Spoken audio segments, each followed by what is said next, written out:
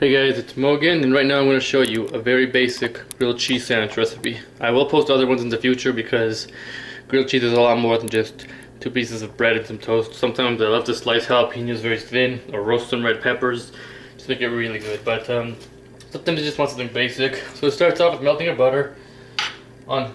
I like to start it on a high heat for like 20 seconds, and if you see some smoke out of the pan, then back it down to a medium. You cannot cook this on a low heat. You need some heat, so I'd say medium is good. As you can see, it starts to melt.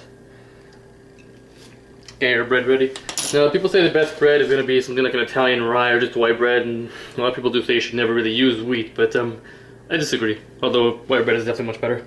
Wait for it to melt completely before you add your bread. You can see it's almost all melting. Okay, make sure everything gets coated. And yeah, I could do two pieces of bread here and do them separately, but I'd rather not. Just it'll cram it in there, and it's not really good. Plus, them being cooked at the same time won't matter. It's always good to have some cooking space for what you're cooking. Don't just jam it into the small spot you can find. As I have mentioned in my more recent videos, a pot this size. Okay, definitely not good. Can it fit a piece of toast in it? I could cook it here. The little pancake flip to get it in if I wanted to, but that's sloppy. Okay, we're gonna use real equipment, real pans. Besides, it works fine this way. If you don't want to clean this big pan, well, you could always use a smaller pan, that's fine. And if you have the patience, heck, you could use that little pan if you want. It's your choice. It's your equipment, and it's your meal, so do whatever you want. I don't care for the spreadable kinds of butter, personally, because I feel it doesn't quite do as good a job, but that's just me. No, it's not going to be all uneven. Just use a solid cooking technique and you'll be fine. So get your bread there and get out your cheese.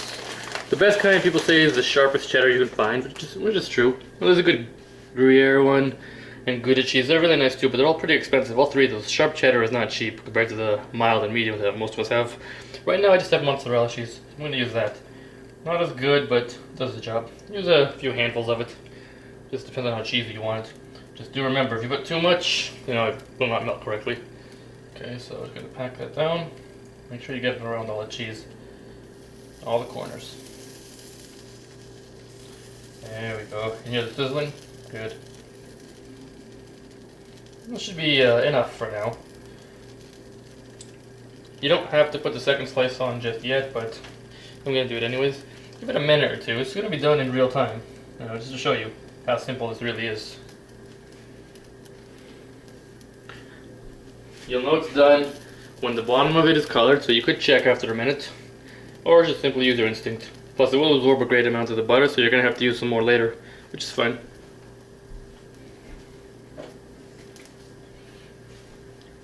If you have square slices of butter, you could use those, feel free. The only thing I'm going to stress, cheese. The only thing I recommend about the cheese, whatever you want to use what you'd like, but do not use any fake processed supermarket cheese. If you don't want to grate it, you can always use a square cheese, that's fine, but again, use real cheese. Don't use that fake, cheap stuff. Unless it's what you have, and if it's what you like, then you're the boss. This is your ingredients. But usually Italian rye bread, sharp cheddar is nice. Sometimes I like to slice jalapenos, put some peppers in there, some cayenne, just moving a few things over. Give the pan just a bit of a shake, just to know that your cheese isn't stuck. There we go. Also, one way to tell if you've never really done this before, as weird as it sounds, surprisingly, I know people that are 23, 24, even in their 30s, if I asked them to make a grilled cheese sandwich right now, they wouldn't know how to do it. And it's not a bad thing, right? People just don't necessarily eat grilled cheese. Heck, the whole point of this channel is teaching people how to cook. Okay, well, again, you can always check to see how it's going underneath if you can see. Gotta have a close-up, but there is some melting going on underneath. Another way to check, get a spatula, spoon, or fork, or whatever it is you get. Check under for color. Okay. In this case, there's not really any color on my bread yet, so that means it's not quite melted yet. So you could up the heat a few notches. So right now it's at medium-high. If you want to do that. Remember, guys, if there's no color, then there's no flavor. You can even add a little extra butter if you'd like. But that's your call. In this case, I'm going to add just a little tiny half teaspoon of it. It'll melt around it. It'll get some extra heat underneath it. Love cooking with butter. Give it a shake. Absorb everything that's underneath it. gonna get all those little cheese curds that fell out of the pan and fried up. They're gonna be on the other side. And to me, that's a bonus. It's not looking as presentable, but it tastes good. That's really what matters most, right? If you'll excuse me.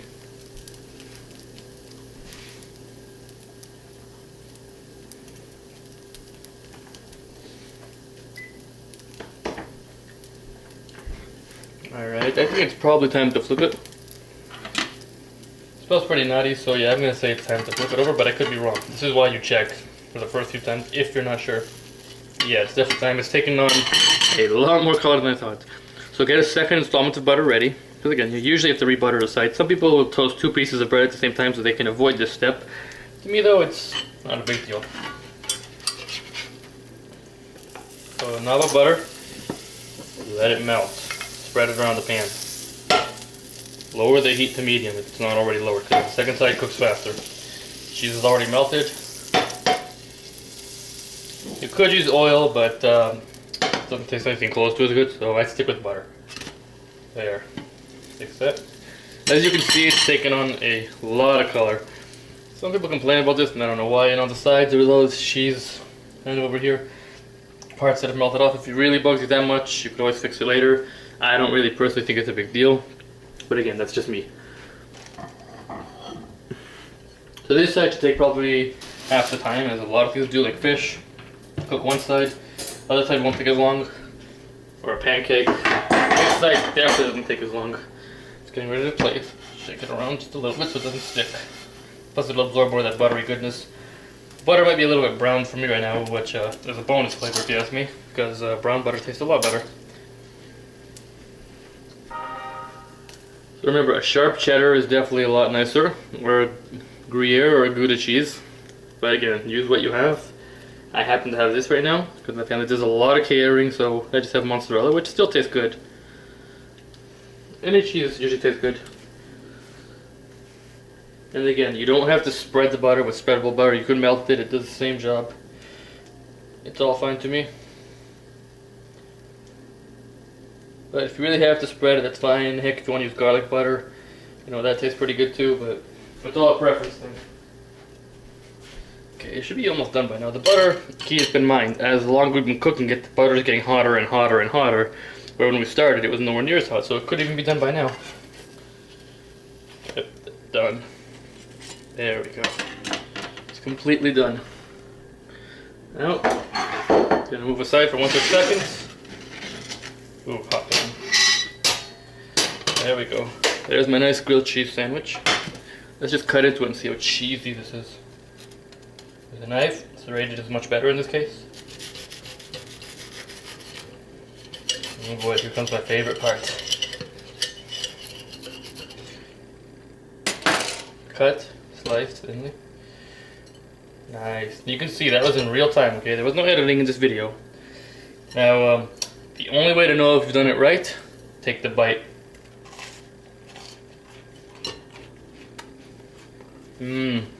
That was so rude, but definitely done right.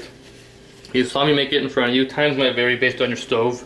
Some are more powerful than others, but that's a basic grilled cheese. This is Mo. Thanks for watching.